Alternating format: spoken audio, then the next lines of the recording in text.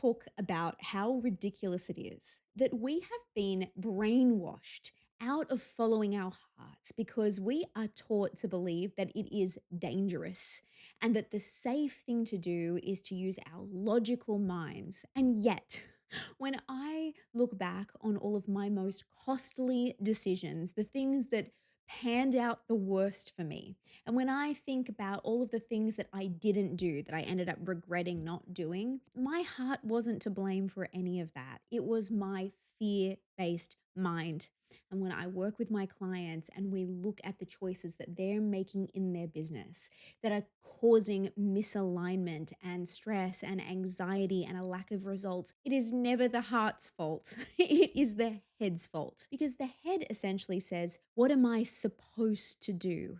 And then it has us look around at what other people are doing and we try and follow in their footsteps. We try and predict what we think is going to happen. We take the safe option. The heart, on the other hand, says, what do I want to do? And yeah, that can feel really scary and very counterintuitive. But believe it or not, your heart knows best. The heart is literally what gives us the ability to connect to our desires, which then leads us to creating a clear vision for ourselves. Our hearts are what call us to service, which eventually leads to us making a meaningful impact in the world. And our heart is what tells us what our true gifts are, because the thing that lights us up the most is actually generally the thing that is going to be of most value to the outside world once we obviously learn how to use those gifts wisely. The heart is also what creates connection. It creates resonance with our audience, which leads to magnetism. And it is also what helps us build trust because we immediately distrust people who are clearly doing something to manipulate us. Whereas when we are in our hearts or when you are drawn to someone and you can tell that they are in their hearts, there is a natural trust that's built before you even hear about their qualifications or what it is that they do. And last of all, although this is not a comprehensive list, but your heart is your most powerful internal guidance system. If ever you're lacking direction, chances are you've actually become disconnected from your heart. So today what we're going to do is bring you back into your heart because as I've mentioned in other episodes, you are the heart of your business. And so if you're disconnected from your own heart, we have a problem. Basically, if you're not trusting your heart, that means you're not trusting yourself. And how is a business ever going to succeed if the business owner isn't trusting themselves? So let's begin by reconnecting to desire. This is obviously a long journey that we can go on because depending on how long you have been conditioned and brainwashed into believing that your desires are unsafe, that the thing that you most want to do, the thing that comes naturally to you is not a practical path and that you should take a more practical, safe path, we can all get quite messed up by this. I'm trusting that if you're watching this right now, you have a business and you have taken steps to follow your instincts and your creative sparks and your desire for service and all of that. And that is amazing. But what can happen once we've been in business for a while is that we can fall out of love with what it is that we're doing. We can end up with so much on our schedule and on our to-do list that is just not fun, that we are approaching in the way that we've been told we're supposed to do things. And we don't even feel like we really have a permission slip to try and find any fun or joy or connect to desire in our businesses again. And so it can take a while to unlearn this shoulding approach to business where we actually start to move back into our hearts and go, okay, what would feel fun? But let's begin now. The first thing I want you to do is go back in time. I want you to go all the way back to the beginning and think about, as a kid, what were the things that brought you the most joy? Did you have hobbies that you loved? Were you a daydreamer? Did you have make-believe games? Like, what was your natural mode of just having fun when you were young? And are any of those things still in your life today? And if not, could they somehow be brought back, maybe in a new way? The next thing I want you to do is to go back to when you started your business or this iteration of your business, specifically the kind of service that you chose to be of, like the way you work with people. And I want you to do a little bit of writing on why you chose this. And if you're like, I don't even know, it was almost an accident, well then, what is it right now that you love about it? one of the most powerful ways we can reconnect to our hearts is through service. Because I truly believe that as human beings, we have this natural desire to help others. We love to be of service. I'm not saying we love to be working all the time, but I'm saying it feels really damn good to be able to help someone else, to have someone go, oh my gosh, thank you so much. So, what is it about the work that you do today that you love so much? At what point in a week or in a month or in a year is your heart the most overflowing? Can you think back to some of the highlights of this journey so far and try and capture them and go, what was it about that? Why do I love this in particular? What is it about the way I'm helping other people? And make sure that is documented. And that's the kind of thing that I find really important to like put up on my wall to remind me, because when we are having a bit of a challenging week and we're like, why am I even doing all of this? It's like, oh, hang on, there is a good reason. But now, exercise number 3 is I want you to have a look at the way you are approaching service right now. And that includes, yes, how you work with your clients, how you communicate with them, how you deliver whatever it is that you're doing, but also how you find clients. So, how are you marketing yourself? What are all the activities that you have to do in your week? How much of that feels really heavy right now? How much of it did you choose? Like, obviously, we all need to market ourselves in some way, but the way that you market yourself, how much does that have to do with desire or a natural inclination? And how much of it is, well, that's just what people have told me that I have to do? I want you to write down all of those activities and make a little note next to them. Like you might want to create a rating system for yourself about joy levels, or you could just make a note of why you chose each of these things and how they're feeling right now. The most important thing that we need to remember is there is more than one way to achieve all of these things.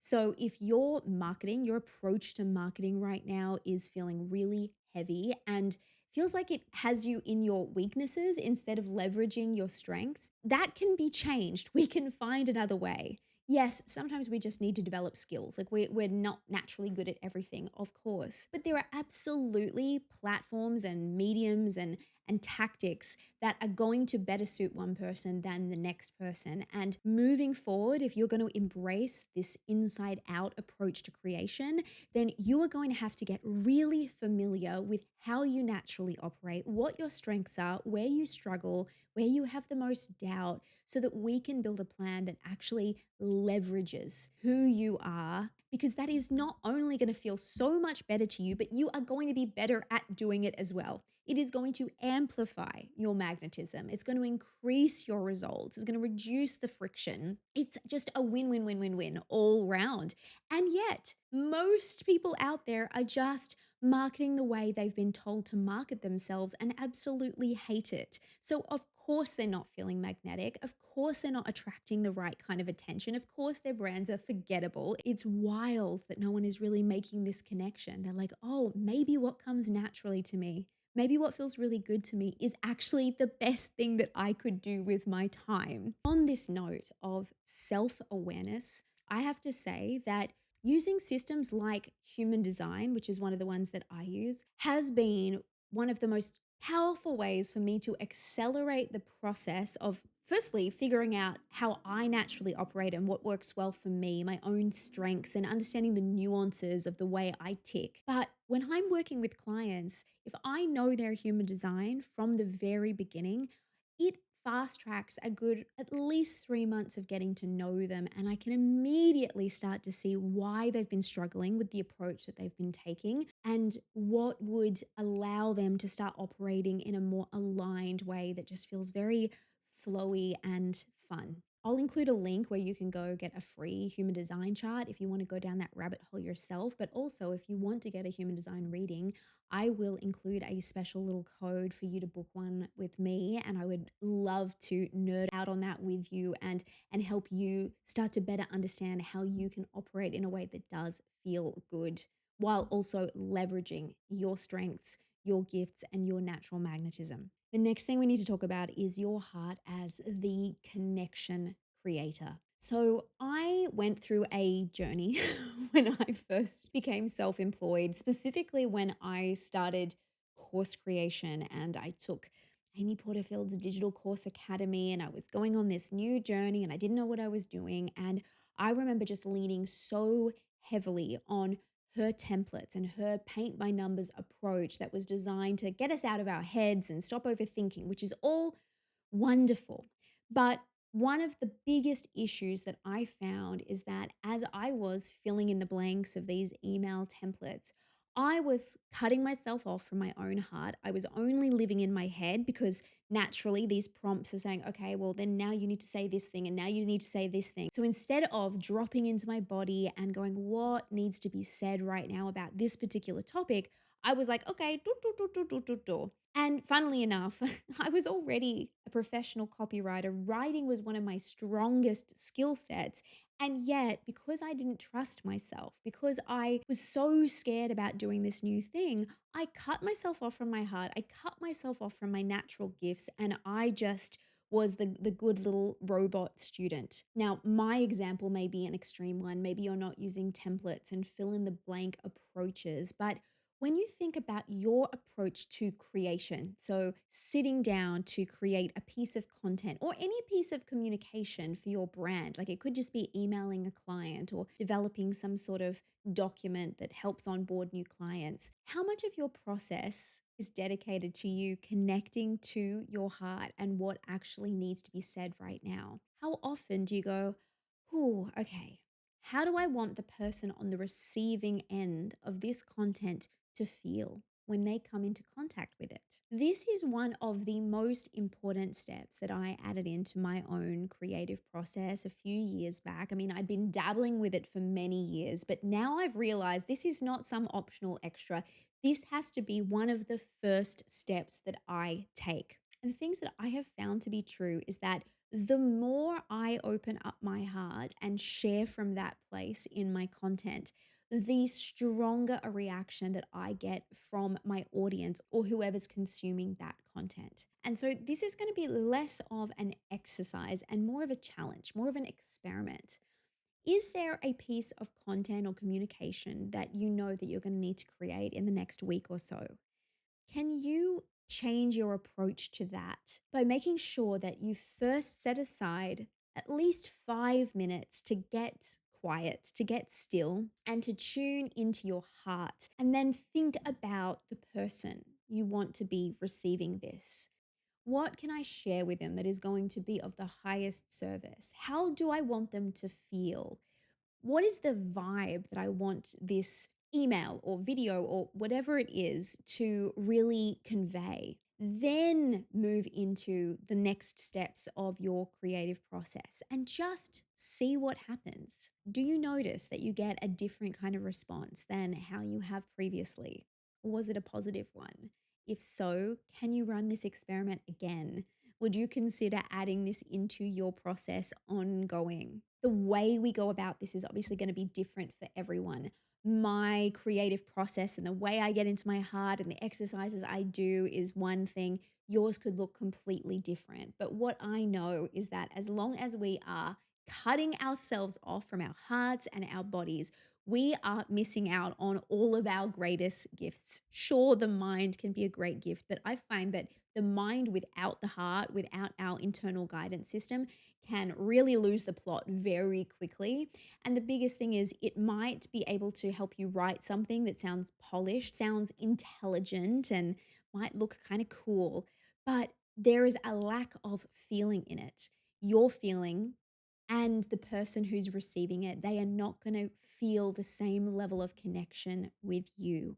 So remember what I said, your heart creates connection because of the resonance, the magnetism, and the trust that we build when we are actually sharing from a place that is heart centered and more vulnerable. Okay, so that third source of power I mentioned is that your heart is a well of wisdom.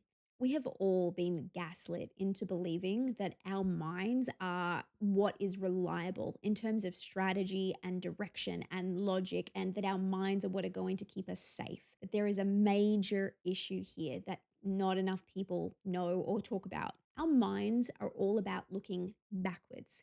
They look to what has happened in the past what evidence they have of why something could be good, something could be bad, something could be safe, something could be dangerous. And they help us make plans based on the past.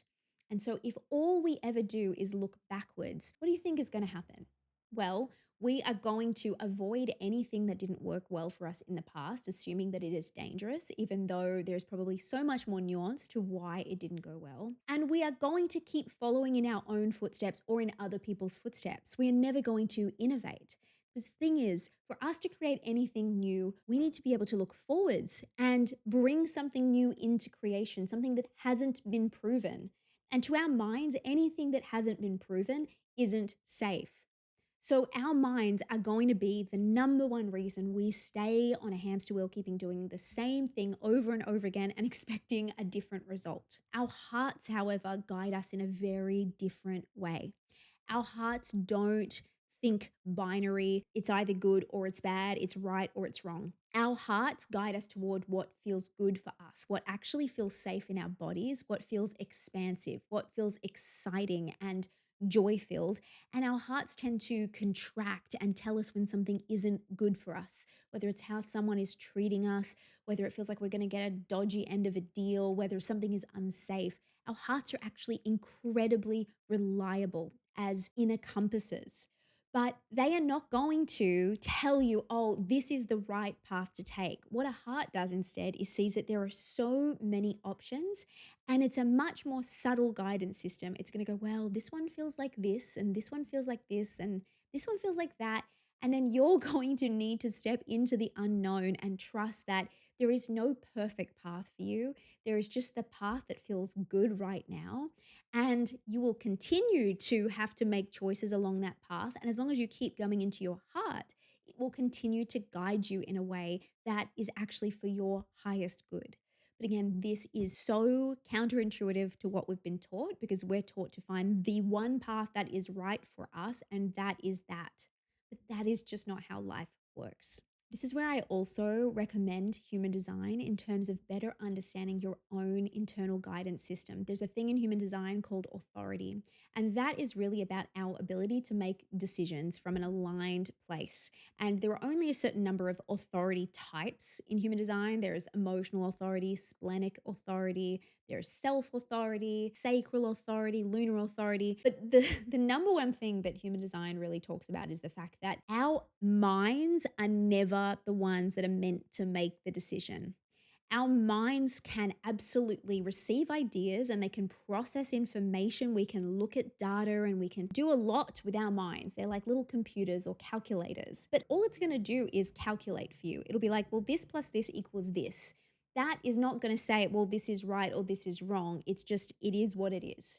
Our hearts are what say, okay, well, that number looks good to me. That sounds good. Let's go. So once you know what your authority type is, you can start to approach decision making differently. For instance, if you're an emotional authority, it's really about understanding that you will probably have an emotional wave you go through. And when you're in the high of it, you might feel one way about a decision. When you're in the low, you'll feel another way. And the idea is to find a more neutral spot of like, what is the answer I keep coming back to? Whereas if you're a sacral authority, it's like a hell yes or a hell no kind of situation. You will actually have that clarity of like, yes, this feels great or this feels bad. But the challenge here is that sacral authority will generally need to have yes or no questions handed to them or choosing between this or that in order to find clarity. I found that most people with sacral authority, if you give them an open invitation of like, what do you feel like doing? They're like, I don't know.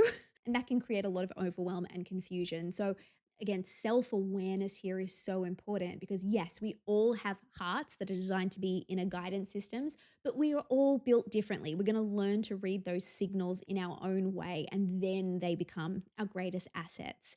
So just know that if you have spent your entire life relying on your mind to make decisions, it will take practice. It's going to take some deconditioning, some unlearning to get out of that habit and to start to not only trust your ability to make decisions from a very different place, but to even be able to read the signals that your body and your heart is sending you. Making the shift from head led leadership to heart led leadership is one that is a process. It can be really uncomfortable at times because we are unlearning some habits that we have probably had since we were kids. Your ego is likely to kick up a stink at times and tell you you are absolutely insane for wanting to move in a different direction. But know that you don't have to do this all at once. Start small.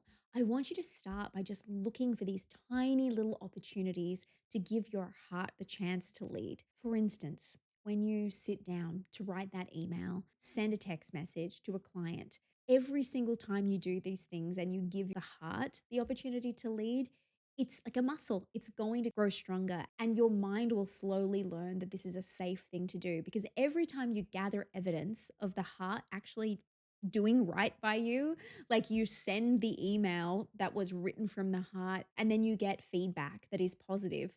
It's like, aha, score one for the heart. Take that, mind. And the final thing that I want to leave with you is that the most powerful way that we can get back into our heart and access our power and amplify our magnetism is by simply listening when our heart is calling us to do something that involves looking after ourselves or having some fun, which is also looking after ourselves.